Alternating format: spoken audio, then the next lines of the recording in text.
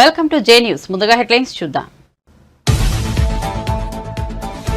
నెల్లూరు జిల్లా కావలిలో సీఎం జగన్ మేమంతా సిద్ధం సభ. చంద్రబాబుపై తీవ్ర విమర్శలు గుప్పించిన సీఎం జగన్ చంద్రబాబు పేరు చెబితే గుర్తుకు వచ్చే పథకం ఒకటి లేదని ఎద్దేవా. అబద్దాలు, మోసం, కుట్రలు కలిపితే చంద్రబాబు అని వ్యాఖ్యలు.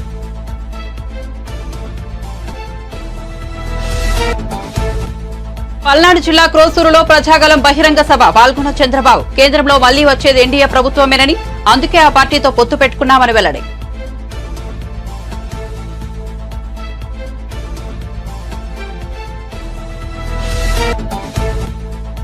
కరెంట్ లేదు, నీళ్లు లేవు, కేవలం కన్నీళ్లే మిగిలాయన్న మాజీ మంత్రి హరీష్ రావు. పంట నష్టపోయిన రైతులకు ఎకరానికి 25,000 ఇవ్వాలని డిమాండ్.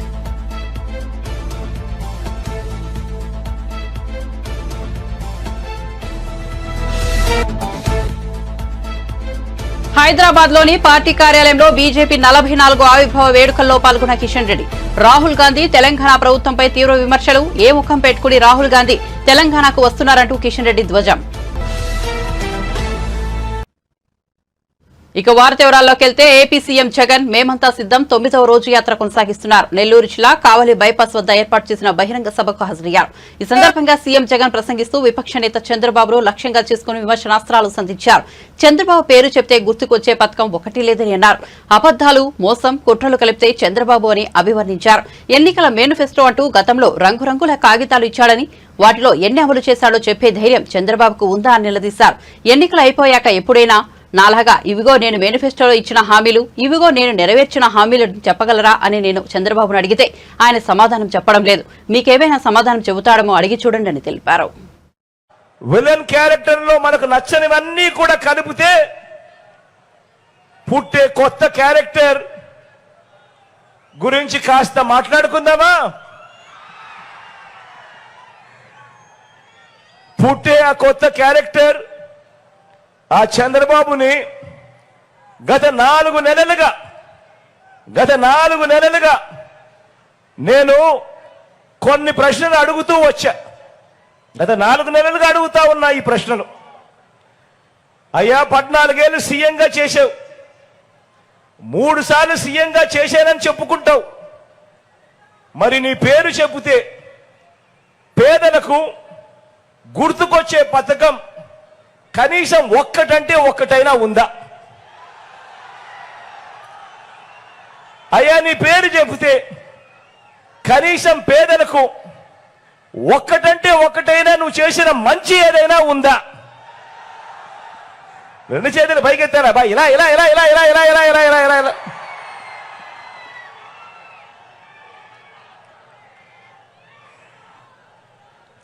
అని నేను అడిగాను. 4 నెలలుగా ఇదే అడుగుతా ఉన్నాను. మీ ముందే, మీ సమక్షంలో ఇలా సిద్ధం సభలో లక్షల మంది ముందర ఇప్పటికే ఎన్నోసార్లు కూడా ఇదే అడిగాను. మరి చంద్రబాబు సమాధానం చెబుతాడా? పేదలకు ఆయన చేసిన ఒక్క మంచైనా, ఒక్క మంచి పథకమైనా, ఒక్క పేరైనా చెబుతాడా? నాకు చెప్పులేదు సరే, కనీసం మీకైనా చెప్పాడా?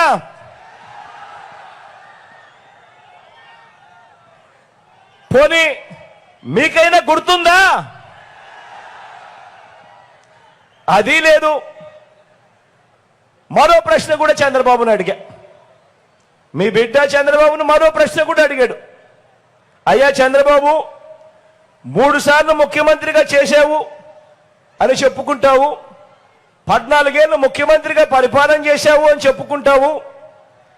మరి ఎన్నికల ముందు ఆ 3 సార్లు ఎన్నికల మేనిఫెస్టో అంటూ రంగురంగుల కాగితాలు ఇచ్చావు.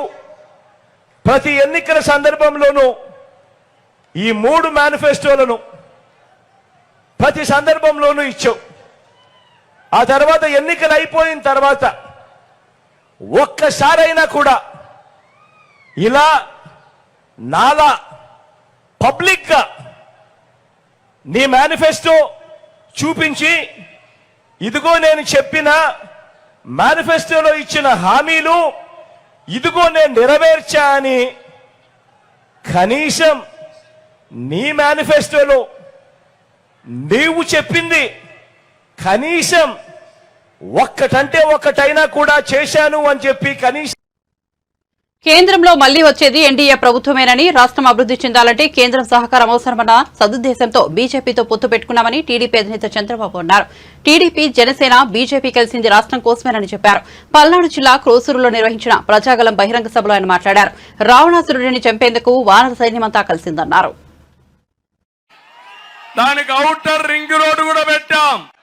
జగన్మోహన్ రెడ్డిది పాయిజన్.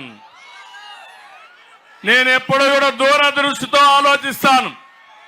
జగన్మోహన్ రెడ్డి విషం గక్కి అందరినీ విషంతో చంపేసే రకం. మీరు ఒక విషయం చూడండి, నేను మొదటిసారి ముఖ్యమంత్రి అయినప్పుడు హైదరాబాద్ లో సైబరాబాద్ నిర్మాణం చేసిన పార్టీ తెలుగుదేశం పార్టీ. ఈరోజు సైబరాబాద్ వల్ల హైదరాబాద్ అయితే ప్రపంచ పటంలో నిలబడింది. అదే స్ఫూర్తితో అమరావతి నిర్మాణం చేయాలని నేను ముందుకు వచ్చాను. రైతులు స్వచ్ఛందంగా భూమి ఇచ్చారు. ఈరోజు నేను అడుగుతున్నా ఈ కుండేవాళ్ళని, అదే అమరావతి వచ్చుంటే మీరు హైదరాబాద్కో బెంగళూరుకో పాసి పనులకు పోయే అవకాశం ఉండేదా అని అడుగుతున్నా. మీ ఊర్లో దర్జాగా ఎక్కడుండి నేరుగా అమరావతిలో పోయి పని చేసుకుని కారులో ఇంటికొచ్చి మీ పనులు చేసుకునే అవకాశం ఉండేది. దానికి ఔటర్ రింగ్ రోడ్డు కూడా పెట్టాం. మొత్తం నాశనం చేశాడు ఈ జగన్మోహన్ రెడ్డి. ఈ విషయం మీరు గుర్తుపెట్టుకోవాలి.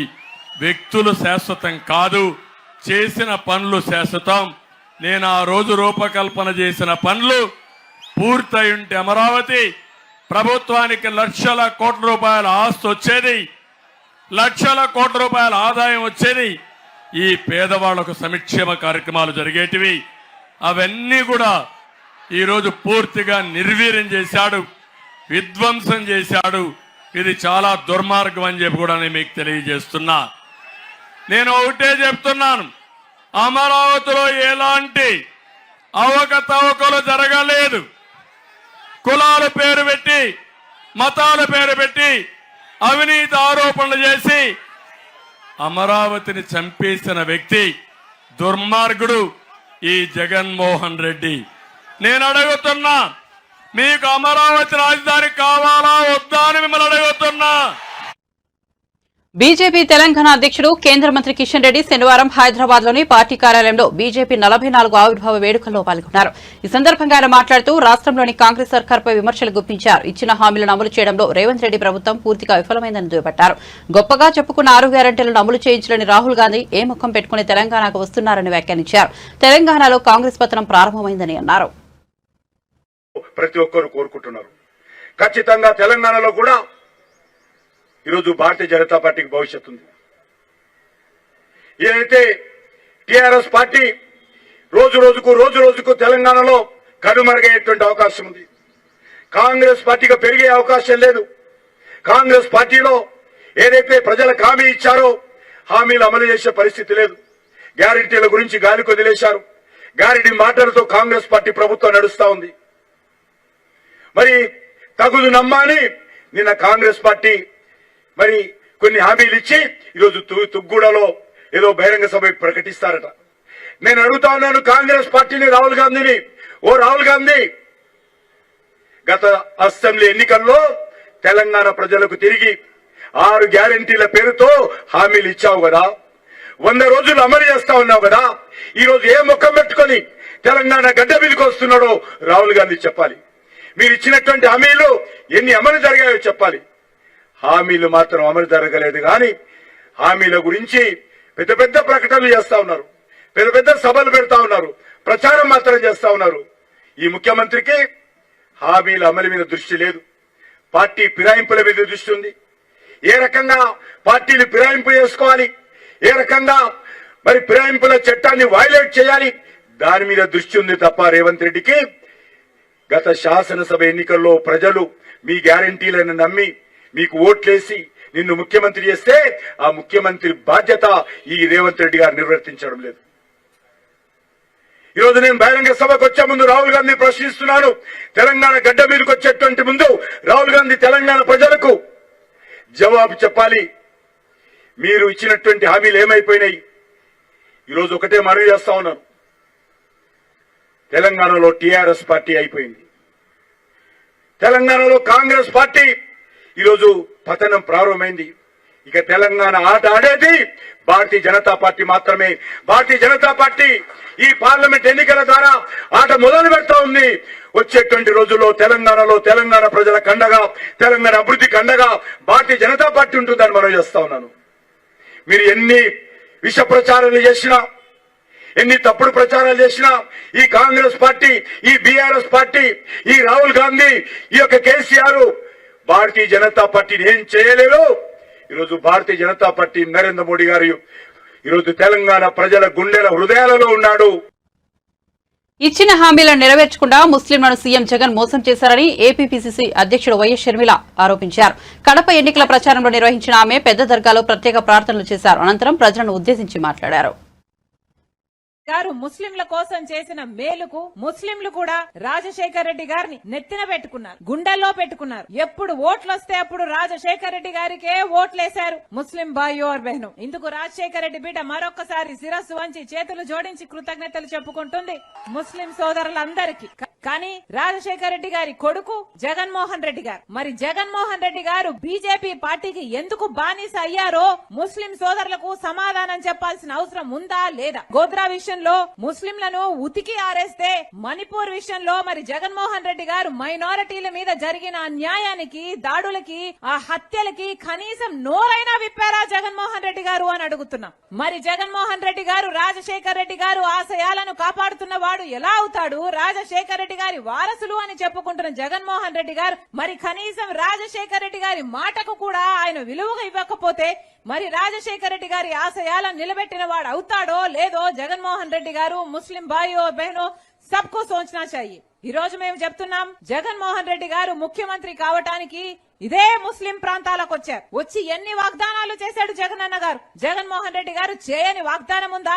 ఇమామలకు 15,000 జీతం ఇస్తామని చెప్పారు. ముస్లింలు ఎవరన్నా చనిపోతే ప్రమాదవశాత్తు బీమా కోసమని 5 లక్షల రూపాయలు ఇస్తామని చెప్పారు. ముస్లిం బిడ్డల పెళ్లిలైతే 1,00,000 రూపాయలు ఇస్తామని చెప్పారు. ముస్లిం బిడ్డలు ఫారెన్ వెళ్లి చదువుకోవాలంటే 5 లక్షలు ఇస్తామని చెప్పారు. ముస్లిం బ్యాంక్ అని చెప్పారు. ముస్లింల కోసము రిజర్వేషన్ బేసిస్ లో నామినేటెడ్ పోస్టులకు కూడా అవకాశం కల్పిస్తామన్నారు. ఒక్కటంటే ఒక్క మాటైనా నెరవేర్చారా ముఖ్యమంత్రి జగన్మోహన్ రెడ్డి గారు? ముస్లింల కోసం ఇచ్చిన మాటలలో ఒక్కటంటే ఒక్కటి కూడా నెరవేర్చలేదు. ఈ రోజు కాంగ్రెస్ పార్టీ ముస్లింలను ఆదరించే పార్టీ. ఈ రోజు కాంగ్రెస్ పార్టీ ముస్లింల పక్షాన, మైనారిటీల పక్షాన, క్రిస్టియన్ల పక్షాన, అట్టడుగునున్న ప్రతి వర్గానికి అండగా నిలిచిన ఏకైక పార్టీ కాంగ్రెస్ పార్టీ.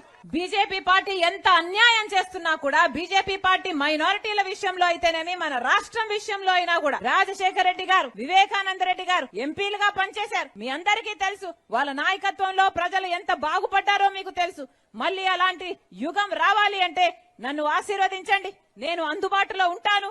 మీ ఎంపీగా మీకు సేవ చేసుకునే భాగ్యం నాకు అవకాశం దయచేయమని ప్రతి ఒక్కరిని మీ రాజశేఖర్ రెడ్డి బిడ్డ శిరస్సు వంచి చేతులు జోడించి మనస్ఫూర్తిగా కోరుకుంటుంది. రాజశేఖర్ రెడ్డి గారు ముస్లింల కోసం. సంగారెడ్డిలో బీఆర్ఎస్ రైతు దీక్షలో పాల్గొన్న గులాబీ పార్టీ ఎమ్మెల్యే మాజీ మంత్రి హరీష్ రావు రాష్ట్రంలోని కాంగ్రెస్ ప్రభుత్వంపై ధ్వజమెత్తారు. మద్దు ప్రభుత్వాన్ని నిద్రలేపడానికి రైతు దీక్షలు చేస్తున్నట్లు పేర్కొన్నారు. కరెంట్ లేదు, నీళ్లు లేవు, కేవలం కన్నీళ్లే మిగిలాయని ఆవేదన వ్యక్తం చేశారు. పంట నష్టపోయిన రైతులకు ప్రభుత్వం ఎకరానికి 25,000 ఇవ్వాలని ఆయన డిమాండ్ చేశారు. అలాగే చనిపోయిన అన్నదాతల కుటుంబాలకు 20 లక్షలు ఇవ్వాలన్నారు. రైతులకు ఇచ్చిన హామీలను కాంగ్రెస్ నిలబెట్టుకోవాలని హరీష్ రావు అన్నారు. పెరుగన్నం పెట్టుకొని తినుకుంటా ఉరికొచ్చిన, బట్ అయినా 4:30 అయింది. చాలా సంతోషం. ఒకటే, నా ఎన్నిక కాదు అని అనుకోకండి దయచేసి. ఎంపీ ఎన్నిక కూడా మనకు చాలా ప్రతిష్టాత్మకం. పులివెందుల అంటే రాజశేఖర్ రెడ్డి గారికి పేరుంది, కుప్పం అంటే చంద్రబాబు నాయుడు. కేసీఆర్ నల్గొండ పర్యటనకు బయలుదేరితే అప్పుడు బీజేపీలోకి యాడికి వచ్చింది రైతులు. అప్పుడు ఏం చేసింది? నిన్న దీక్షలు పట్టింది. మన దీక్షలు ఇవాళ ఉన్నాయని, కేసీఆర్ బయలుదేరిందని మనకంటే ముందు ఒక రోజు నిన్న దీక్షలు పట్టింది. మరి ఇన్ని రోజులు ఆడలేదు. మీరు కేంద్రంలో అధికారంలో ఉన్నారు కదా, మరి మీరు సాయం చేయండి. ఈ కరువు పర్యటనకు కేంద్ర బృందాలను పిలిపియండి. కేంద్ర ప్రభుత్వం నుంచి ఎండిపోయిన పంటలకు, వడగళ్ల వాన పడ్డ నష్టపోయిన పంటలకు కేంద్ర ప్రభుత్వం నుంచి సాయం చేయించండి. అంటే దొందే ఇటు రాష్ట్ర ప్రభుత్వం మొద్దు నిద్రపోతున్నది, కేంద్ర ప్రభుత్వం కూడా రైతులకు మొండి చేయి చూపుతా ఉన్నది. బీజేపీలకు ఇంత కరువు వచ్చినా, పంటలు ఎండినా, రైతులు ఆత్మహత్య చేసుకున్నా బీజేపీలు కదలలే. కేసీఆర్ కాలు బయట పెట్టగానే, కేసీఆర్ ఉద్యమాలు ప్రారంభించగానే అప్పుడు ఈ రాష్ట్రంలో ఉన్న బీజేపీలు కళ్ళు తెరిచి నిన్న దీక్షలంట పట్టింది. దీక్షలు చేయాల్సింది బీజేపీలు ఇక్కడ కాదు, ఢిల్లీలో పోయి చేయండి. మీ కేంద్ర ప్రభుత్వానికి దరఖాస్తు పెట్టండి. రాష్ట్రంలో కరువు ఛాయలు వచ్చినాయి, లక్షలాది ఎకరాల్లో పంట ఎండుతా ఉన్నది. ఢిల్లీ నుంచి కేంద్ర బృందం వచ్చి ఈ రాష్ట్రంలోని రైతుల్ని ఆదుకోవాలని చెప్పి నేను ఇలా బీజేపీ నాయకుల్ని కోరుతా ఉన్నా. బీజేపీ కేసీఆర్ హయాంలో బ్రహ్మాండంగా చెరువులు బాగా చేసి, ప్రాజెక్టులు కట్టి, రైతు బంధు ఇచ్చి 3 కోట్ల మెట్రిక్ టన్నుల వడ్లు పండితే వడ్లు కొనమని చేతులెత్తింది బీజేపీ కాదా? రాష్ట్రంలో కేసీఆర్ ముఖ్యమంత్రి అయినాడు. గత ఎన్నికల సమయంలో దారుణ హత్యకు గురైన వైఎస్ వివేకానందరెడ్డి కుమార్తె డాక్టర్ సునీత మీడియాతో మాట్లాడారు. తన తండ్రి హత్య కేసులో 5 ఏళ్లుగా పోరాడుతున్నానని వెల్లడించారు. చదువు, తెలివి, స్తోమత ఉన్నా ఏమీ చేయలేక నిస్సహాయంగా మిగిలిపోయానని ఆవేదన వ్యక్తం చేశారు. ఈ పోరాటం తన కోసమే కాదని సామాన్యుల కోసం కూడా అని సునీత స్పష్టం చేశారు. అవినాష్ రెడ్డి అధికారంలోకి రాకూడదనేదే తన లక్ష్యమని పునరుద్ఘాటించారు. నిజాలు చెప్పాల్సిన బాధ్యత తనపై ఉందని, ఆపై ప్రజలే నిర్ణయిస్తారని అభిప్రాయపడ్డారు. వాళ్ళని బాగా ప్రొటెక్ట్ చేయడం జరుగుతుంది. ఈ రోజు ఇది నాకు జరిగింది, ఇట్లాంటివి చాలా మందికి జరుగుతున్నాయి, జరిగినాయి, జరగబోతాయి. ఇట్లాంటివి మళ్ళీ జరగకూడదంటే చేయించిన వాళ్ళకి శిక్ష పడితే గాని కాదు. నాకు జస్టిస్ రావాలంటే ఈ పవర్ అన్నది హంతకులకు ఉండకుంటేనే జస్టిస్ వస్తుంది అన్న డిసిషన్కి వచ్చిన. That is my goal. ఆ ధ్యేయంగానే ఇప్పుడు ఎలక్షన్స్ ముందర బయటకు వచ్చింది ఎందుకంటే హత్య చేసిన వాళ్ళు చట్టసభల్లో ఉండకూడదు. That's why I'm here. రాజకీయాల్లోకి ఎందుకు వస్తున్నాను? అగైన్ నేను కంటెస్ట్ చేయట్లేదు, నాకు ఇంట్రెస్ట్ లేదు. అవినాష్ రెడ్డి గారు ఓడిపోవాలి. దస్తగిరి A4 ఆయనని అప్రూవర్ చేయడం నాకు సంబంధం లేదు. That is between the CBI, the accused and the court. వాళ్ళకి సంబంధించింది. దస్తగిరి ఏమైతే చెప్పాడో అదే ఇన్ఫర్మేషన్ మనకి గూగుల్ టేక్అవుట్స్లో కానీ కనిపించట్లేదా? అదే ఇన్ఫర్మేషన్ మనకు IPDR డేటాలో కనిపించట్లేదా? ఒకరు చెప్తే నమ్మాల్సిన అవసరం లేదు, కానీ ఆ చెప్పిన మనిషి ఇంకో సైంటిఫిక్ ఎవిడెన్స్, ఇది ఎవరు చెప్పిండేది కాదు, సైంటిఫిక్ ఎవిడెన్స్ కూడా ఉంటే అదే దానికి మ్యాచ్ అవుతూ ఎట్లా నమ్మకుండా ఉంటారండి? నేనే నమ్మలేదు ఇది మొదట్లో.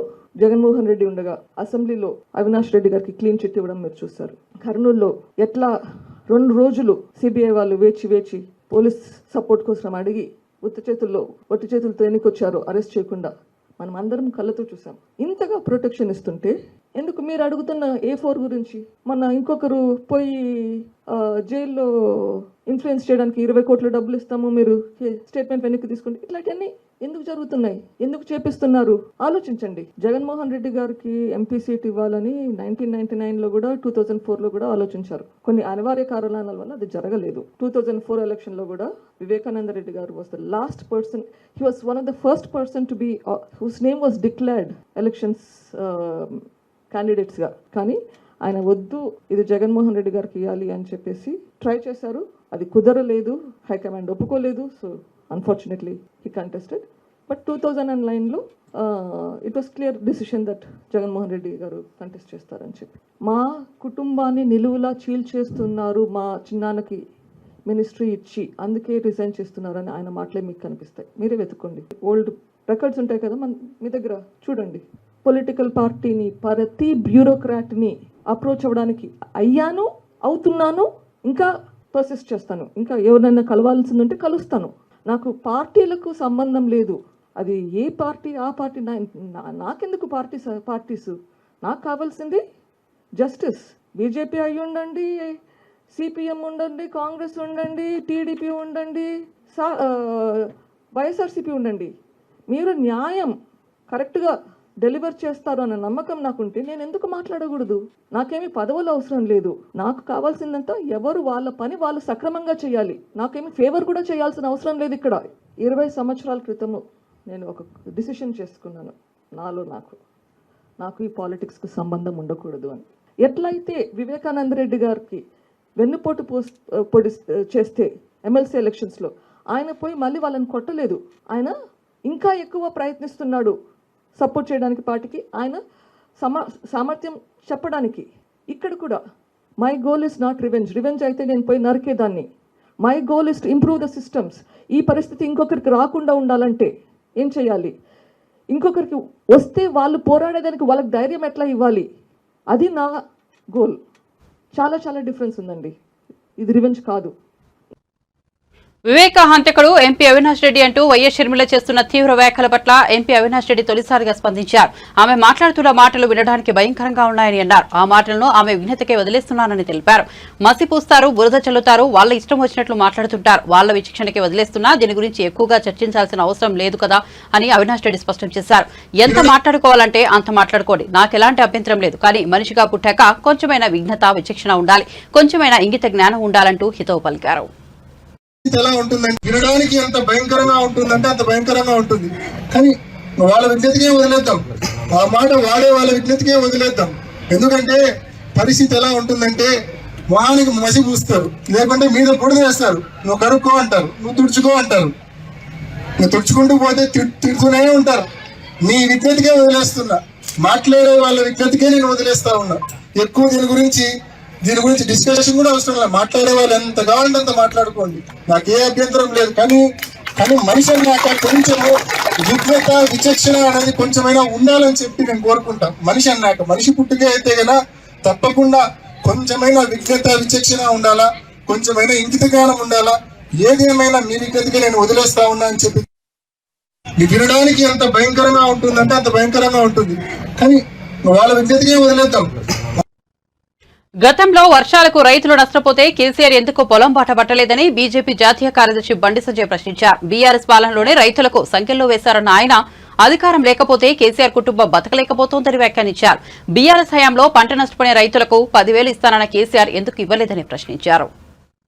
ముఖ్యమంత్రి కేసీఆర్ గారు ఎండిపోయిన పంటలను సందర్శించే కార్యక్రమం చేయడము చాలా సంతోషం. దాన్ని వ్యతిరేకిస్తాము, ఎవరు వ్యతిరేకించరు కూడా. ఇప్పటికైనా బుద్ధి వచ్చింది, ఇప్పటికైనా ఎండిపోయిన పంటలు గుర్తొచ్చినాయి.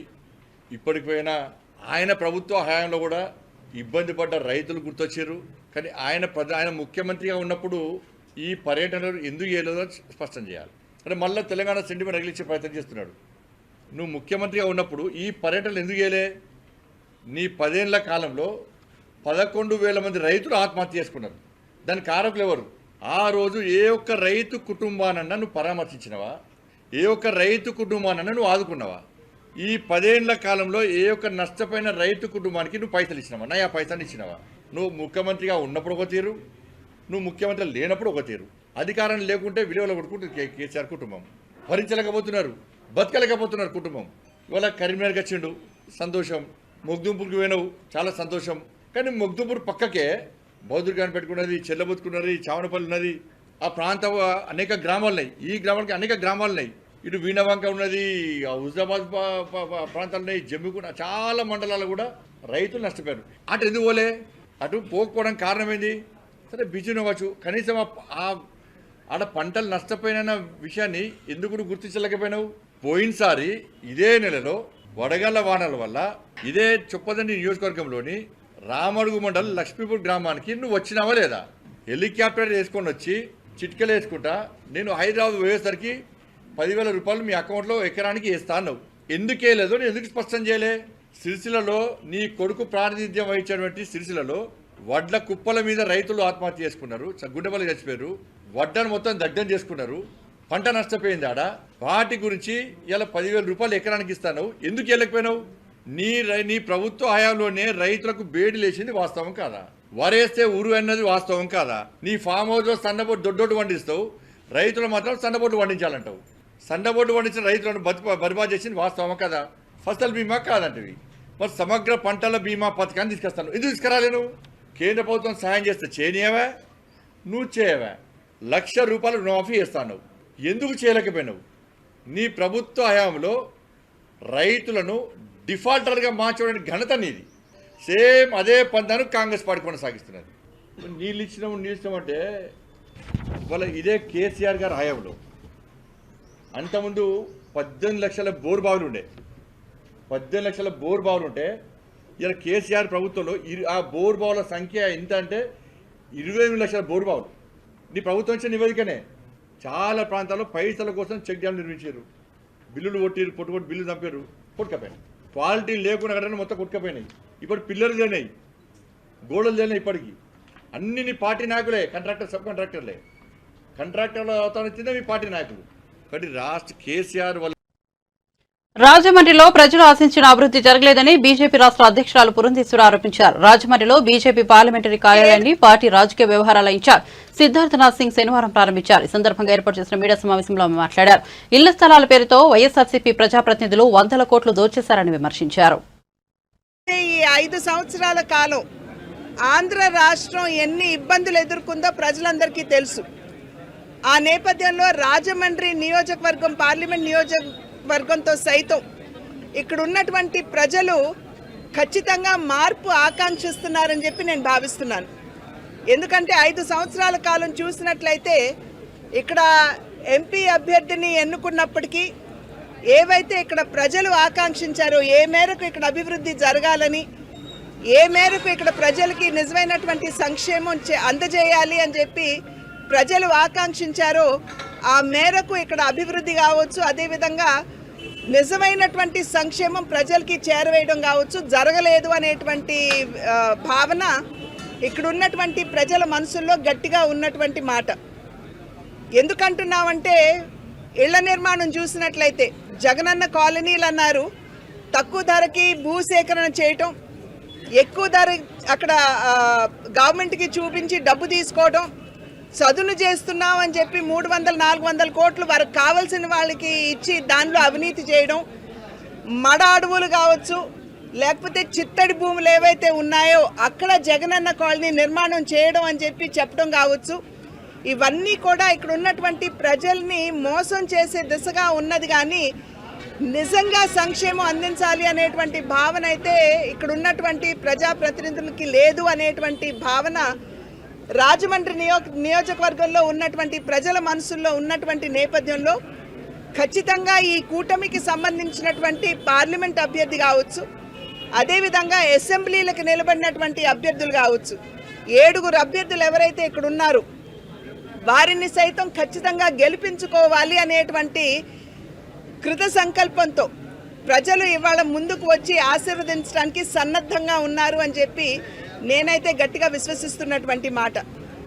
ఇంతకు ముందున్నటువంటి ప్రజాప్రతినిధులు అలివిగాని వాగ్దానాలు ఏవైతే చేశారో, అంటే కాకినాడ రాజమండ్రిని మేము ట్విన్ సిటీ చేసేస్తామని, లేకపోతే ఏదో పాశ్చాత్య దేశాల్లాగా మేము డెవలప్ చేసేస్తామని చెప్పినటువంటి వారు కనీసం ఇక్కడ పర్యాటక రంగాన్ని కూడా సరిగ్గా ఇక్కడ అభివృద్ధి చేయలేకపోయారు.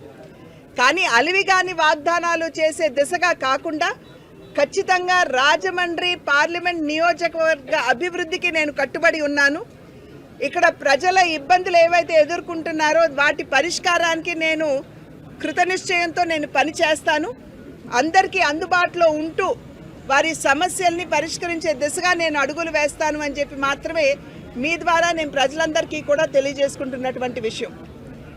మరి ఆ అయోధ్య రాముని అనుగ్రహంతో మా తండ్రి గారు, మీ అన్నగారు అయినటువంటి నందమూరి తారక రామారావు గారి ఆశీర్వాదం. బులెటిన్ ముగించే ముందు హెడ్లైన్స్ మరోసారి చూద్దాం. నెల్లూరు జిల్లా కావలిలో సీఎం జగన్ మేమంతా సిద్ధం సభ. చంద్రబాబుపై తీవ్ర విమర్శలు గుప్పించిన సీఎం జగన్, చంద్రబాబు పేరు చెప్తే గుర్తుకొచ్చే పథకం ఒకటి లేదని ఎద్దేవా. అబద్దాలు, మోసం, కుట్రలు కలిపితే చంద్రబాబు అని వ్యాఖ్యలు.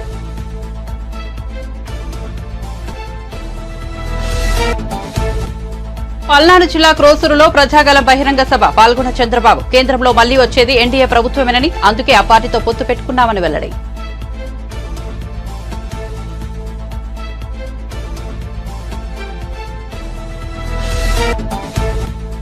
కరెంట్ లేదు, నీళ్లు లేవు, కేవలం కన్నీళ్లే మిగిలాయన్న మాజీ మంత్రి హరీష్ రావు. పంట నష్టపోయిన రైతులకు ఎకరానికి 25,000 ఇవ్వాలని డిమాండ్.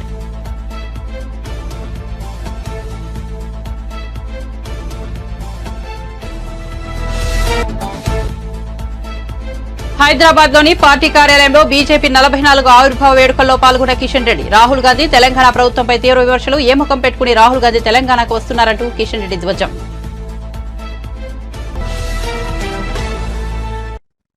మరిన్ని అప్డేట్స్ కోసం చూస్తూనే ఉండండి జే న్యూస్.